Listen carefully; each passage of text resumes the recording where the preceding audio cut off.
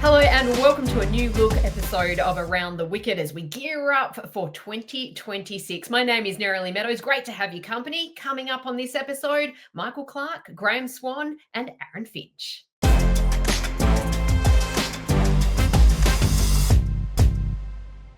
Well, joining me now is former Australia captain Michael Clarke. Pup, a two-day test for the Boxing Day test. It was a tough watch in the stands, I've got to say. As a cricket lover yourself, how do you sum it up? Oh, I think it was extremely entertaining if you had tickets for day 1 and 2, but devastating if you had tickets for days 3, 4, and 5. I think a lot's been made of the wicket. I think the wickets in general around Australia the past few years have been very tough for batting. Nowhere in the world do you want a two-day test match. So I know there's been a lot of talk around shot selection and, was the Australian batters, for example, the fact that the series is over, did they take that for granted? The wicket was extremely tough. The one thing I do know is if you see seam movement on a television, then as a batsman, when you're out there, you can virtually triple the amount of seam movement there is. And that pitch was extremely difficult for batting. Both teams showed that. One of the other sayings we always say is don't judge a wicket until both teams have batted on it. Both teams found it extremely hard. So, yeah, not a good result for the MCG, not a good result financially for Cricket Australia, and most importantly, not a good result for fans that want to come out and watch Test cricket over a 5-day period. I'm really interested in something you said there. Give us the insight of what it's like when it is seeming like that, as you said. What's going through your mind as a batter when you first see that and, you're taking your stance? Yeah, look, I think the other thing that that I remember fondly, or not so fondly, but in conditions like that, when you see somebody get out, you'll see them a lot of the time play away from their body, look to play a big drive, nick it to slip, and you go, "Whoa, what a bad shot!" It's not necessarily that ball that gets you out. It's what happens the balls before that play on a batter's mind. So if the ball's seaming in, for example, 2 balls before that, then when you go to defend or drive, you're probably protecting the inside half of the bat a little bit. Then one goes away and it looks like you're playing away from your body. So, yeah, a lot of the time in cricket, as a batsman, it's not that one ball. The actual ball that gets you out isn't the only thing that plays a part in your dismissal. So that's why I say sometimes for fans that haven't played the game, you see a shot on television and you judge that shot very harshly. But a lot of the time it's a build-up. And that's what, quality bowling's about. It's about trying to set a batsman up. No different to swing. If you swing away, the ball comes in. That fourth ball, you get bowled through the gate. Everyone goes, "Oh, how did you not play straight?" Well, you set up for the ball to swing away. And seam movement is the hardest thing in the world to face. When you can't predict which way it's going to bounce, which way it's going to move, when it bounces, you just got no time to adjust. So you do need a lot of luck on days like that. It is some fantastic insights to get there from you. You obviously spent so much time out in the middle, but Greg Chappell, another man who spent plenty of time out in the middle, wrote a pretty scathing article for ESPN Crick Info.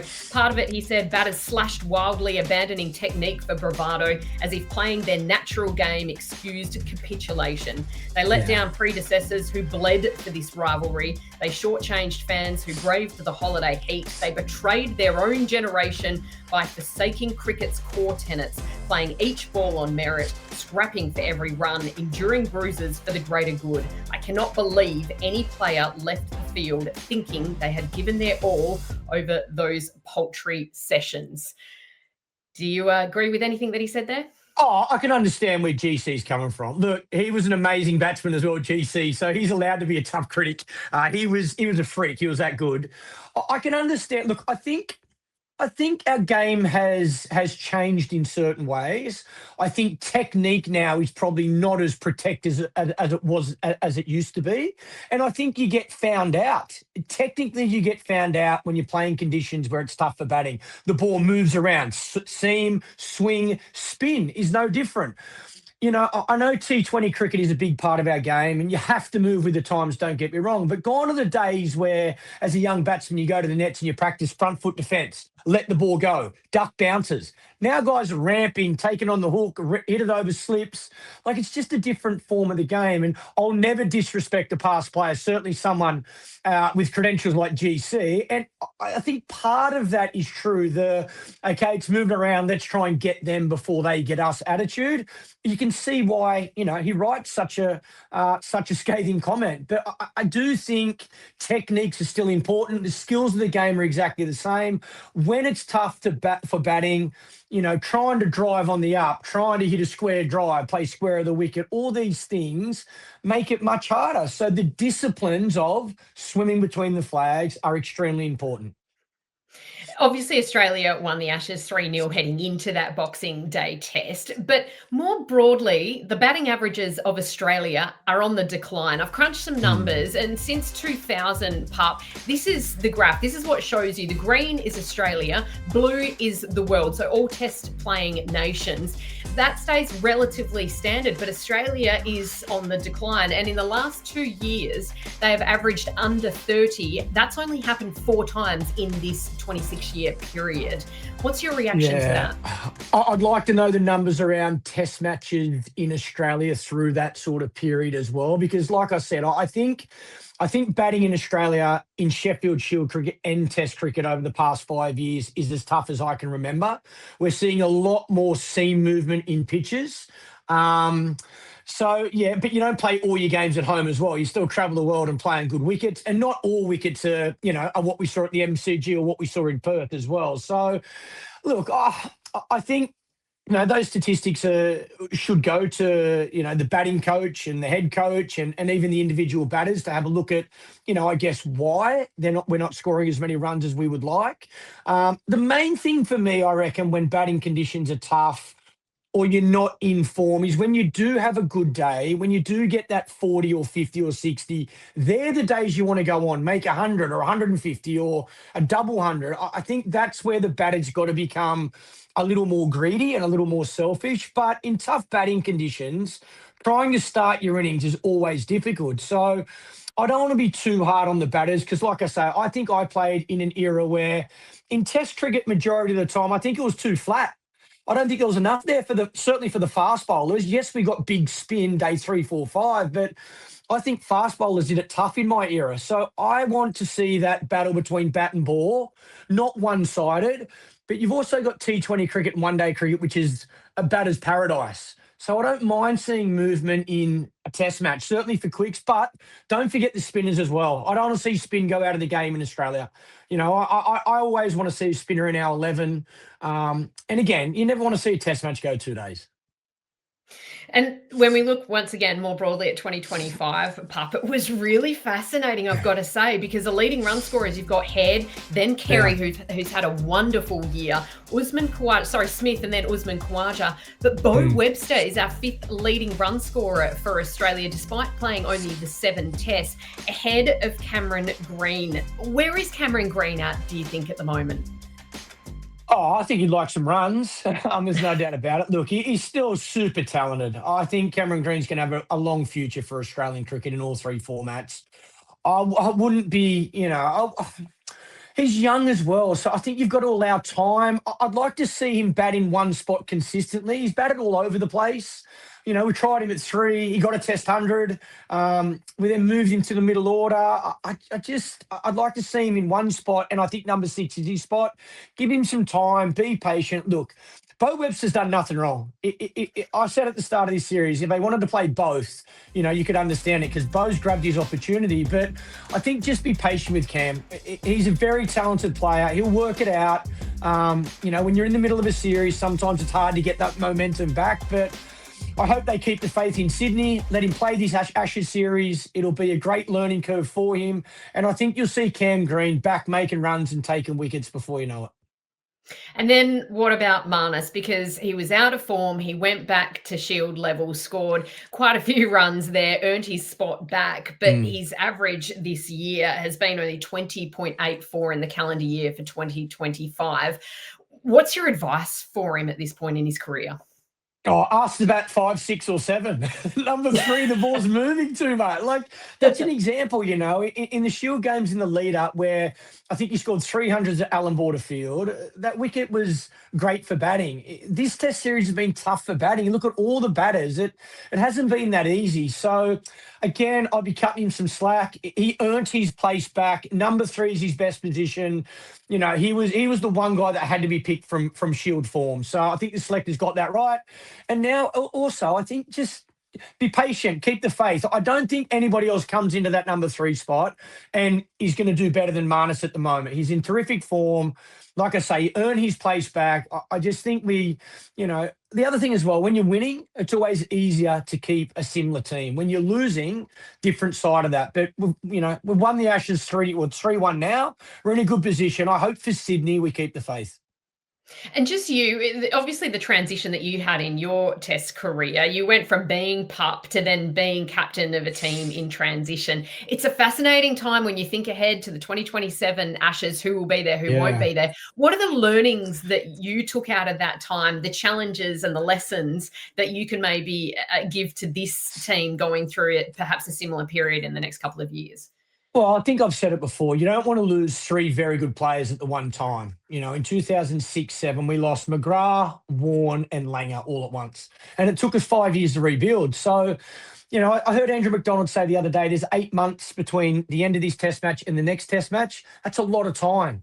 So I think there's got to be I hope there's already been conversations had with some of these senior players about, where they're at, what the team needs, what we're looking to do moving forward. Is it time for one of them or two of them to step aside? If we could all play forever, we would. But we all have our time. And sometimes it's about the other generation, the next generation, next person coming in, giving them a chance to, play one-day cricket or T20 cricket in preparation for a World Cup that's not far away. In Test cricket, it's generally an Ashes series. You want players to have 20, 25 tests under their belts before a major series like an Ashes series. So, yeah, I'd like to think a lot of these conversations are happening behind closed doors. Players know where they sit. The leadership knows which direction they want to go in. And like I say, I wouldn't be surprised if you see after this Test match, a number of players hang up the boots in Test cricket. Michael Clarke, always great to get your insights. Thank you very much for your thoughts, and we'll chat to you after your home test, the SCG test. Thanks, Des. Don't go anywhere, because coming up we'll be joined by Graeme Swann. England finally get a Test win in Australia. Well, Graeme Swann joins us now. Swanee, you're a man on the move, making your way to Sydney for the New Year's Test. But we can't skip past Boxing Day, of course. We've been a little hard on you, let's be honest, so far this summer. So the floor is yours, my friend. Gloat away. Look, yeah, you have been hard on me, but it's been fully deserved, because I did predict England would win this Ashes. I predicted we'd do well. We were horrific. However, our secret agent in Australia, the groundsman at the MCG, came good, and he sorted us out a pitch that only England could win on. And so at least we've got one back. So you're thanking Matt Page for the victory? Oh, my dad. I mean, it wasn't a pitch fit for Test cricket, but just like the first Test in Perth, when it's a low-scoring pitch like that, the third innings is almost impossible to set a decent total on. So where England came up short in Perth, the Aussies did this time. It wasn't a good spectacle for cricket, but it was amazing for the Barmy Army. And the last 3 days in Melbourne have been absolutely buzzing, with Brits just enjoying the cricket, enjoying the sunshine, and me enjoying my golf. So it's not all been bad. I love it. Genuine question, though. We've had two-day tests this series. From a pure cricketing perspective, what have you thought of the quality of the cricket that we've seen? It's been entertaining. It's been fun, but it's not been your classical Test cricket, has it? On that pitch, seaming that extravagantly, I think it showed how skilled the seam bowlers actually are. Because I think if that was a first-class pitch, it would have been probably a good cricket wicket. The scores would have been around 300. But with the best bowlers from either nation playing on it, it was just almost impossible to bat on. It was an absolute lottery. So I'm not surprised it was such a low-scoring game. Like I say, it was entertaining, but you probably wouldn't want to see this moving forward in Test cricket, to be honest. Australia's obviously already won the Ashes 3-1. We'll wait and see what happens in Sydney. But I'd love to get your eye on 2027 in England. Who do you think has the upper hand at the moment? You look at the Australians, you see a lot of older players who aren't going to be involved. And the newer guys coming through, none of them are really firing. But then you look at the English team as well and think, well, who's really firing for them? Bowling wise, I think Josh Tongue is definitely going to be around in 27. I think he's going to be probably leading the attack by then. I think both teams are going to need a spinner in 27. I think the batting lineups, Joe Root's not going to be around. Steve Smith's not going to be around. You wouldn't think. Labuschagne's not going to be around. So, to be honest, I think that's too hard to call. I'd say England have the advantage because it's in England. But you just never know what the next generation of players coming through is actually going to be like when they get to the top level. I've seen the England A players, the England Lions players, and so I'm quietly confident that we'll be in a very good spot. Quietly confident. Another really interesting thing to come out of that MCG test, the fact that Steve Smith came out and said, at the moment, why would you essentially pick spin with the pitches being prepared?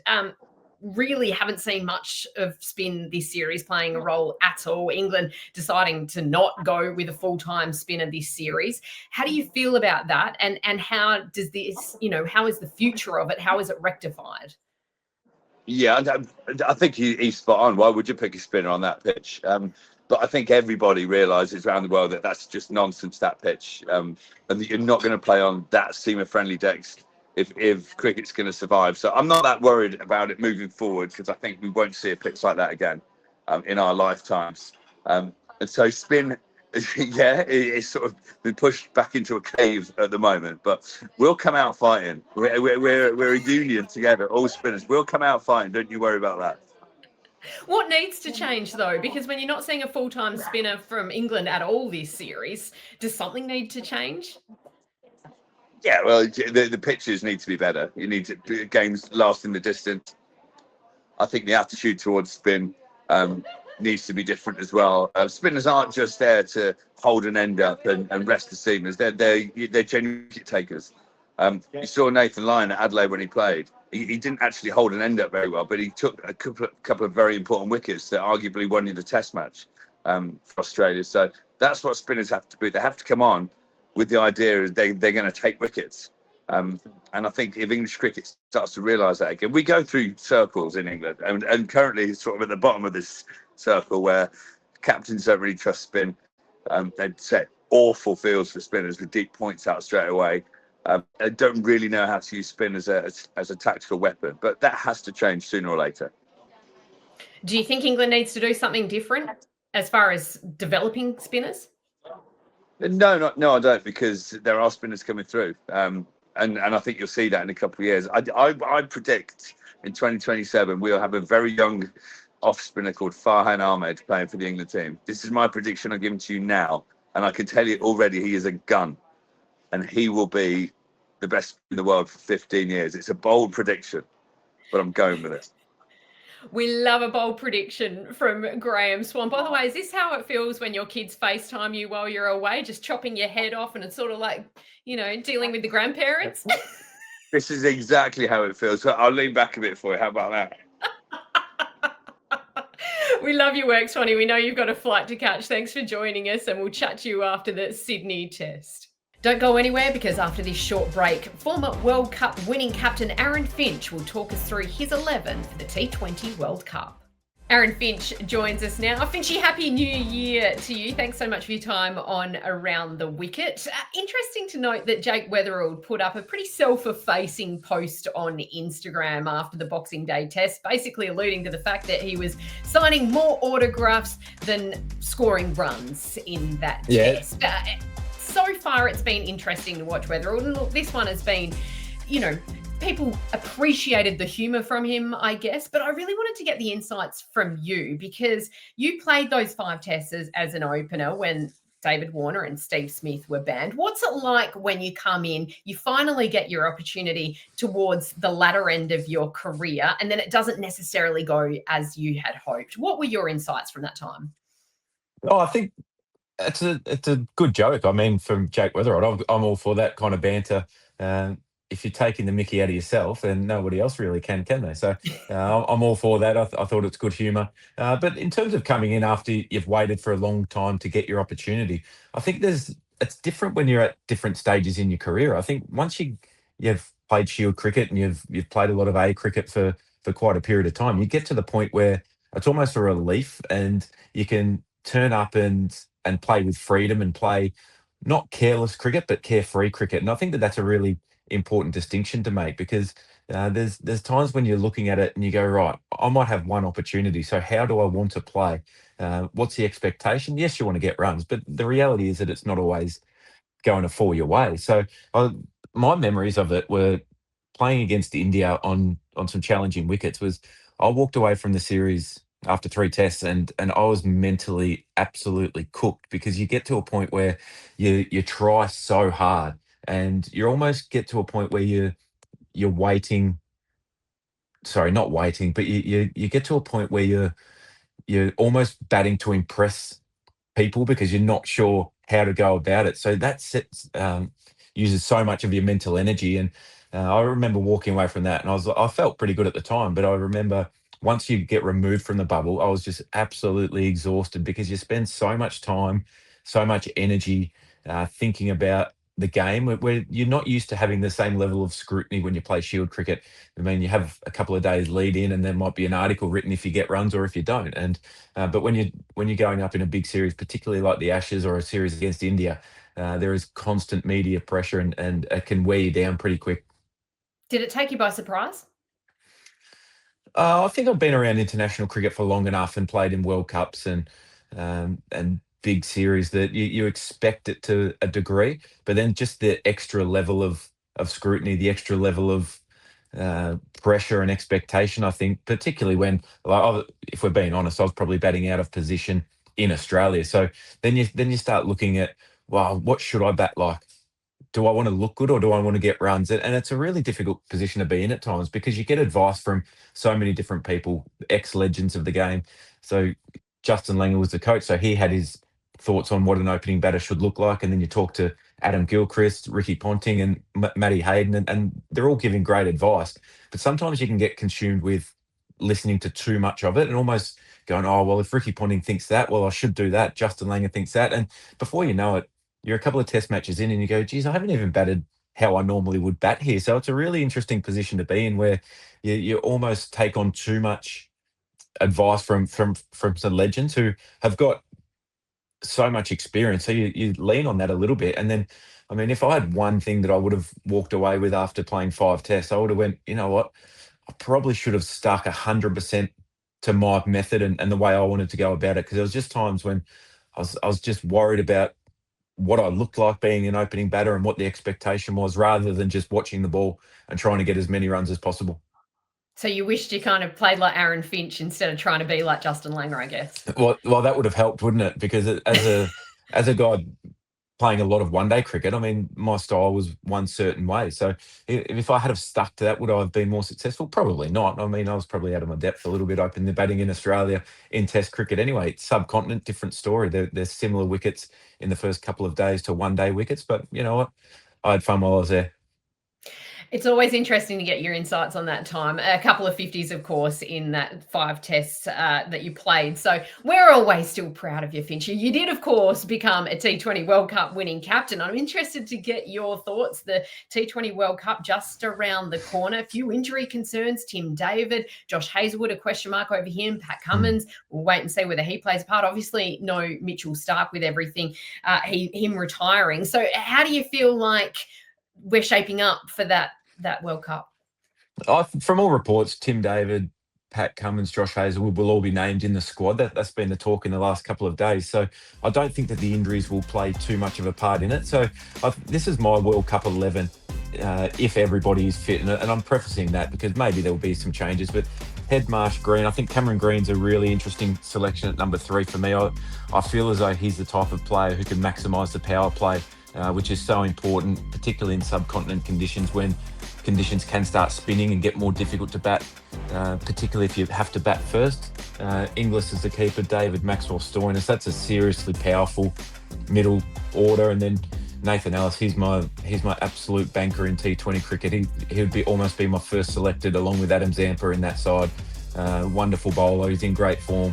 And then the experience of Cummins and Hazlewood. So I think when you look at that side and the 11 that I've picked there's different combinations that you can go with based on the conditions you faced. Obviously, the Australians start their campaign in Sri Lanka in Colombo, which is spin-friendly conditions. And then the next 2 games that they play in their first group stage are up in Candy, which can be seam bowling friendly. The ball can swing and seam around a little bit more, and probably conducive to more middle order runs than top order runs at times. So I feel as though Cameron Green's a really important piece of that puzzle.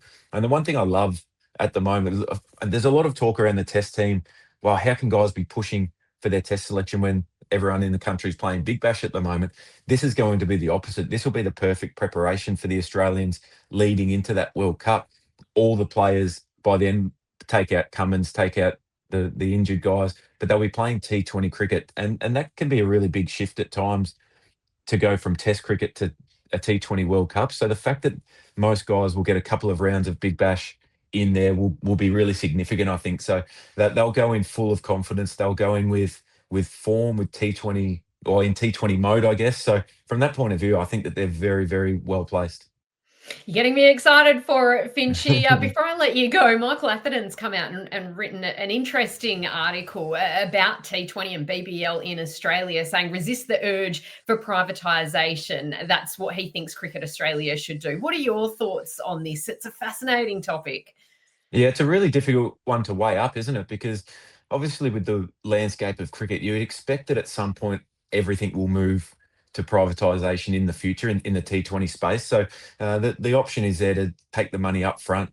But the one concern, and that's a real concern that I have if it does go fully private to the 8 clubs at the moment, is you lose that connection piece with the high performance of Cricket Australia and the Australian cricket team and the state. So, for example, if I'm an owner of a franchise and I've got a bowler that I've paid good money to have in the Big Bash, but Cricket Victoria or Cricket Australia say, you know what, we've got a test match coming up in 2 weeks post Big Bash. We need their loads to be right where we need them to be. We need them to be constantly building up. But the franchise says, I don't care about what you've got coming up. I've bought a player to play in this tournament. So I want him to be 100%, or his execution to be 100% for tomorrow or for the finals of the Big Bash. They're not worried about what happens down the track with the Australian cricket team or the Victorian or New South Wales cricket team. So I just fear that could be a real piece where you lose some connections should you go fully private. And that goes for the men's and women's game.